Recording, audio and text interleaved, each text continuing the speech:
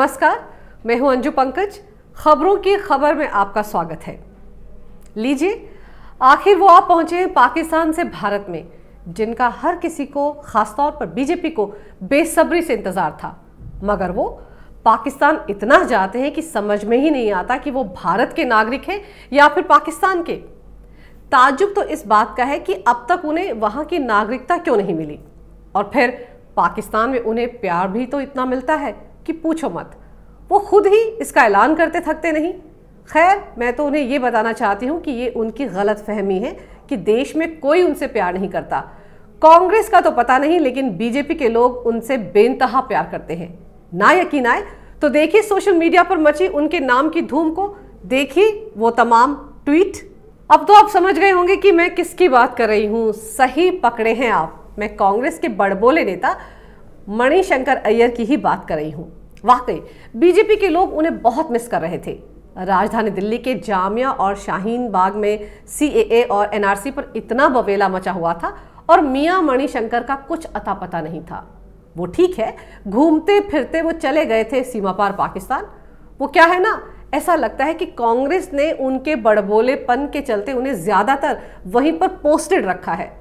तो देखिए, पाकिस्तान से आते ही जनाब सीधे पहुंच गए जामिया के शाहीन बाग, लोगों को भड़काने के लिए। वैसे भी अब शाहीन बाग पिकनिक स्पॉट तो बन ही चुका है। दिन भर वहां पिछले करीब 1 महीने से लगातार लोग धरने पर बैठे हुए हैं। सीएए और एनआरसी के विरोध में क्या बच्चे क्या महिलाएं सारा दिन बीच सड़क पर बैठे रहते हैं। ये सभी लोग जामिया और ओखला नगर के हैं। कालिंदी कुंज, शाहीन बाग, ओखला अंडरपास सब इनके चलते बंद पड़े हैं। खाने पीने की यहाँ कोई कमी नहीं है। बिरयानी से लेकर कोरमा तक हर रोज परोसा जाता है। चाय नाश्ता भी आराम से मिल जाता है। और फिर जमकर लगते हैं देश विरोधी नारे।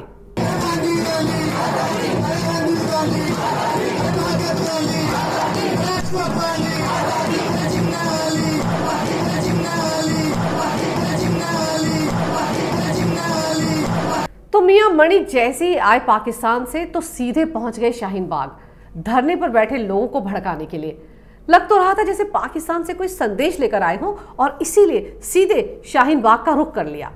अब वहां के मुस्लिम समुदाय के लोगों का जोश देखकर वो भी जोश से भर उठे। उन्हें इस बात से कतई फर्क नहीं पड़ा कि इस जगह पर देश विरोधी नारे लगाए जा रहे हैं। माइक हाथ में आए तो मियां मणि आ गए अपनी पुरानी फॉर्म में और कह गए, जो भी कुर्बानियां देनी है उसमें भी मैं शामिल होने को तैयार हूं। अब देखते हैं किसके हाथ मजबूत है, हमारा या उस कातिल का। आप खुद ही सुन लीजिए उनके मुंह से निकले ये तीर। और जो भी कुर्बानियां देनी हो उसमें मैं भी शामिल होने को तैयार हूं। अब देखें कि किसके हाथ कौन किसका हाथ मजबूत है, हमारा या वो कातिल। ये है सवाल। बस हो गया काम। मियां मणि दरअसल भूल गए थे कि वो पाकिस्तान से भारत आ गए हैं। खैर, अब कहते हैं ना, जुबान से निकला तीर कभी वापस नहीं लौटता।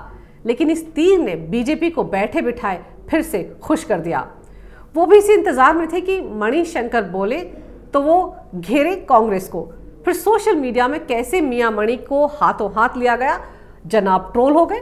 वैसे आपको बता दूं, 2018 में एक बार एक टीवी रिपोर्टर से हाथापाई भी की थी उन्होंने। वो शिमला में थे। वहां टीवी वालों ने मोदी को लेकर कुछ सवाल कर दिए थे। उन्होंने हाथापाई शुरू कर दी और वो गिर भी पड़े थे। उसी वक्त उनके बाजू में कितना जोर है, कितनी ताकत है, देश ने देख लिया था। लेकिन इस बार तो पाकिस्तान से आए हैं, अच्छी खासी खातिरदारी हुई होगी और वहां से वो एनर्जी लेकर सीधे पहुंचे शाहीन बाग। पाकिस्तान से तो वो भारत आ ही गए थे, लेकिन वहां का रंग अभी उतरा नहीं था। जुबान भी पाकिस्तान की ही बोल रहे थे, और बोले भी क्यों ना। सोमवार यानी 13 जनवरी को ही वो वहां के आकाओं से मिलकर देश लौटे थे। पाकिस्तान के लाहौर में बाकायदा उन्होंने एक कार्यक्रम में हिस्सा लिया था। 13 जनवरी को हुआ था ये कार्यक्रम, जहां उन्होंने सीएए को लेकर चल रहे हंगामे को धार्मिक रंग देते हुए एक विवादित बयान अपने देश के खिलाफ दे डाला था। और तो और वहां शाहीन बाग का जिक्र भी बड़े जोश खरोश से मियां मणि ने किया था। और वो यहीं पर नहीं रुके, आगे बोले, मैं काफी उम्मीद के साथ आया हूं। उन्होंने कहा कि सीएए मुस्लिम विरोधी है। देश में जिस तरह से इसके खिलाफ मुसलमान उठ खड़े हुए हैं, उससे पीएम मोदी के खिलाफ एक क्रांतिकारी माहौल बन रहा है। ये तमाम बातें उन्होंने वहां पर कही। और तो और लाहौर में रोहिंग्या मुसलमानों की पैरवी भी कर डाली मियां मणिशंकर ने।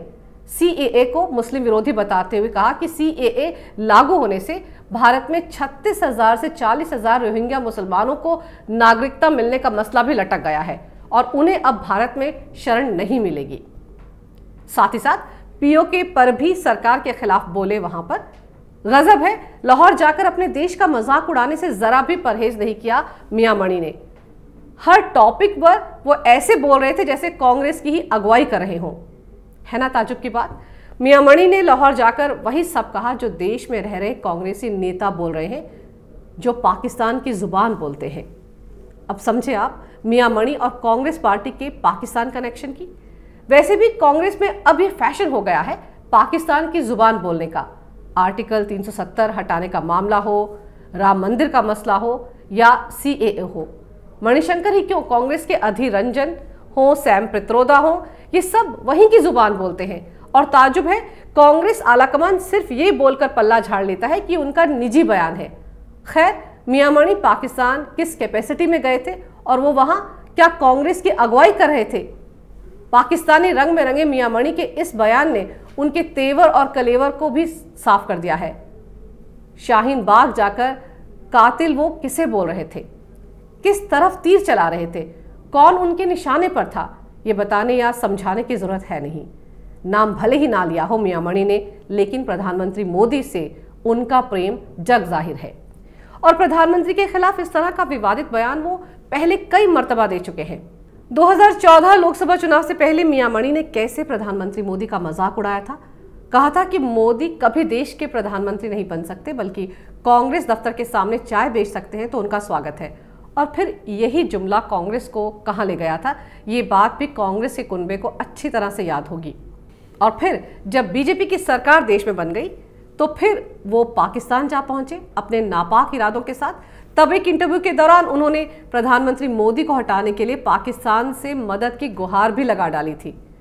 फिर गुजरात विधानसभा चुनाव से ठीक पहले फिर पीएम मोदी को नीच किस्म का आदमी कह डाला था और फिर अपनी पार्टी पर सेल्फ गोल ही कर दिया था।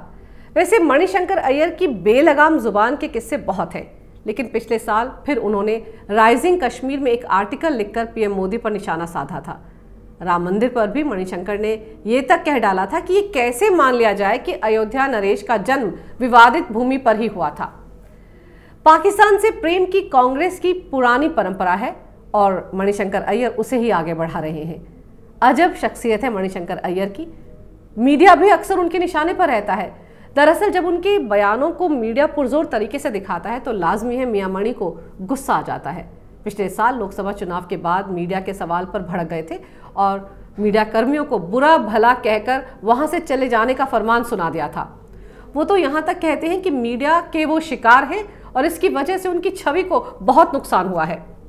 मजेदार बात तो यह है कि भले ही पार्टी ने उनकी प्राथमिक सदस्यता तक छीन ली हो, लेकिन इसके बावजूद वो बैठकों में अक्सर दिखते हैं और इतना कुछ हो जाने के बाद भी मणिशंकर का दिमाग और दिल बदला नहीं है। मणिशंकर अय्यर कांग्रेस के पुराने नेता हैं और उनके बयानों को ना बीजेपी हल्के में लेती है और ना कांग्रेस। फर्क सिर्फ ये है कि हर बार फायदा बीजेपी को और नुकसान कांग्रेस को ही होता है। लेकिन ये जनता है जो सब समझती है, सब जानती है। कांग्रेस का पाकिस्तान कनेक्शन और उस कनेक्शन का जरिया ये भी देश की जनता को समझ आ रहा है। लेकिन फिर बीजेपी के लिए तो मियां मणि एक वरदान से कम नहीं है।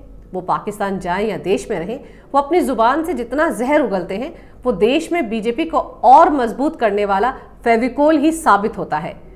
कांग्रेस मियां मणि के अनाप शनाप बयानों से किनारा करे या ना करे, लेकिन उन्हें मियां मणि के बयानों से हो रहे नफे नुकसान के बारे में जरूर सोचना चाहिए। लेकिन समझने वाली बात यह है कि कांग्रेस पार्टी के दो महान नेता दिग्विजय सिंह और मणिशंकर अय्यर दोनों एक साथ मार्केट में आ गए हैं और दिल्ली में विधानसभा चुनाव है। तो बीजेपी वाले खुशियां मना रहे हैं कि उनका स्टार कैंपेनर लौट आया है। ये दोनों जितना बोलेंगे बीजेपी को उतना ही फायदा होगा आने वाले विधानसभा चुनाव में। इसीलिए लगे रहो मियां मणि। अगर आपको हमारा वीडियो पसंद आया हो तो इसे लाइक करें, हमारे चैनल को सब्सक्राइब करें और हाँ, बेल आइकन दबाना ना भूलें ताकि आप तक हमारे वीडियो की नोटिफिकेशन पहुंचती रहे। आप अपना सुझाव हमें कमेंट बॉक्स में दे सकते हैं। हमारे साथ जुड़ने के लिए शुक्रिया।